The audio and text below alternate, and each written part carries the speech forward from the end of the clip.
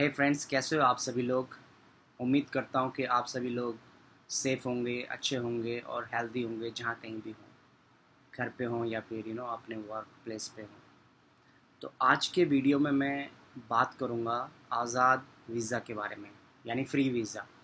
तो free visa basically एक visa का प्रकार है, ठीक है। जैसे कि usually in Bahrain 3 types of visas are there.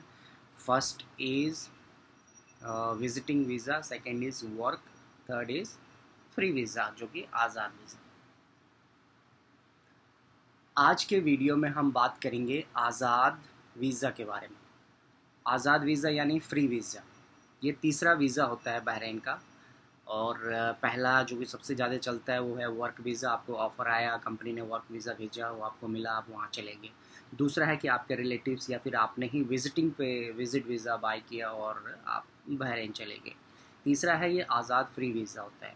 Free visa की ड्यूरेशन 1 साल या 2 साल के लिए होती है। और फ्री वीज़ा आपको, अगर कोई आपकी जान पहचान का एजेंट है वहाँ पे या फिर आपकी कंट्री में भी अगर सर्विस अवेलेबल है आपकी कंट्री में तो वेल एंड गुड है, नहीं तो आपको बहरीन से ही ख़रीदना पड़ेगा।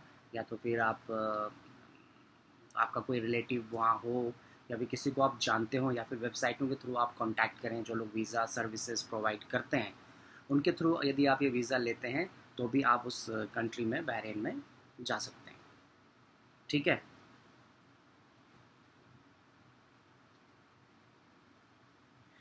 अब ये वीज़ा किसके लिए सूटेबल रहता है? ये हर किसी के लिए वैसे सूटेबल नहीं है, मैं बता दूँ। क्योंकि अब आप प्रोफेशनल हो, अच्छी आपके पास स्किल्स है, तो आपको तो डायरेक्टली ऑफ़र आता है, जॉब का ऑफ़र आता है, ऑफ़र लेटर मिलता है आपको। वीज़ा भी आपको कंपनी खुद ही देती है।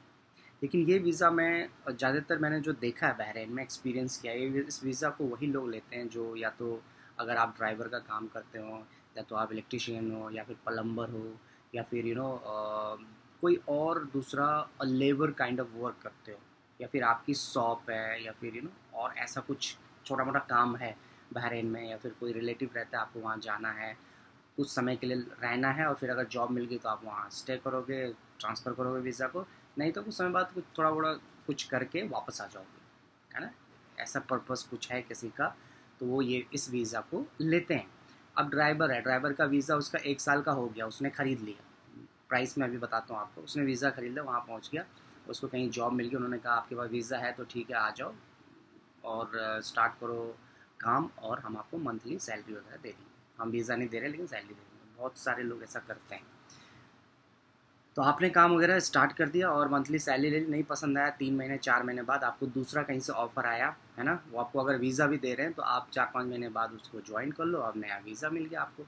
तो 2-4 महीने आपका ये जो वीज़ा था ना, तो आप इस वीज़ा पर रहे, या सैलरी आपने अर्न करी और फिर बाद में ट्रांसफ़र करा दिया। तो एक तरफ से आपके पैसे भी वसूल हो गए, और साल भर नहीं सही तो लेकिन 6 मंथ में भी आपके पैसे वसूल हो गए। आपको अच्छा ऑफ़र मिल चुका है और आप कंट्री को जान चुके हो कैसे रहना है, किस तरह से रहना है, राइट। तो ये वीज़ा कितने का पड़ता है? इस वीज़ा के वैसे बहरीन में चार्जेस अलग अलग हैं। अगर आप वीज़ा सर्विस प्रोवाइड जो करते हो उनसे ख़रीदते हो तो 700 टू 8 या 850 तक आपको ये वीज़ा वो लोग 1 ईयर का देंगे, ठीक है। 1 ईयर तक का ये वीज़ा 700 टू 850 और इतने का आपको पड़ेगा ही, है ना। थोड़ा बार्गेनिंग कम ज़्यादा हो जाता है ना, एग्जैक्ट प्राइस नहीं है। बट वैसे अगर गवर्नमेंट से ख़रीदते हैं, उनके वेबसाइट से ख़रीदते हैं, तो ये वीज़ा आपको फिर वही 700 अराउंड पड़ता है, अप्रोक्स 700 या थोड़ा सा ऊपर नीचे हो सकता है। अभी फीस उसकी वेबसाइट पे है, उसमें 2 साल का भी मेंशन होता है, साल भर का भी मेंशन होता है। लेकिन गवर्नमेंट की वेबसाइट पे आप ख़रीदते हैं तो फिर वही एलिजिबिलिटी क्राइटेरिया में जल्दी वीज़ा अप्रूव होना ही थोड़ा सा डिफ़िकल्ट है।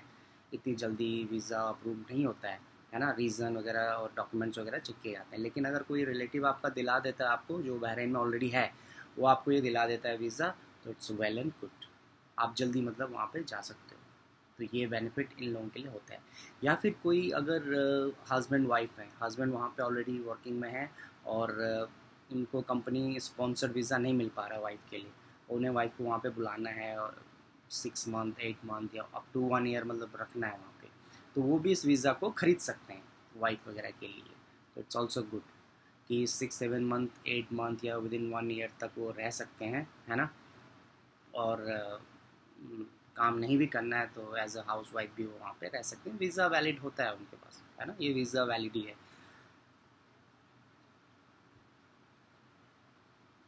नेक्स्ट है कैसे लें। लेने के लिए तो आपको कांटेक्ट करना पड़ेगा। मैं कहूँगा कि बहरीन की कुछ फेमस वेबसाइटें हैं, या तो फेसबुक पे भी आपको मिलते हैं वीज़ा प्रोवाइडर, या फिर गूगल पे आप सर्च करेंगे कि बहरीन आज़ाद वीज़ा, फ्री वीज़ा, है ना, तो उनको इंक्वायरी कर लीजिए, डिटेल में पूछ लीजिए। आप पूछना आपका ही काम है ना।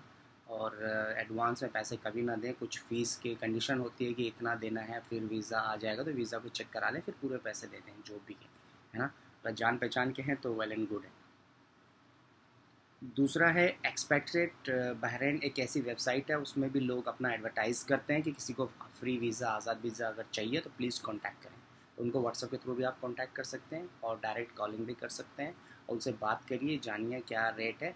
3-4 जगह 5 जगह जब आप रेट पूछेंगे ना, तो कोई 750 बताएगा, कोई 800, कोई 850, कोई 650 और 700 टोटल चार्जेस के साथ। तो आप एक तरफ से एनालाइज करेंगे और फिर आपको आइडिया हो जाएगा कि ओके कहाँ कहाँ पे सही रेट है, और फिर आप उस वीज़ा को अप्लाई कर लें, है ना।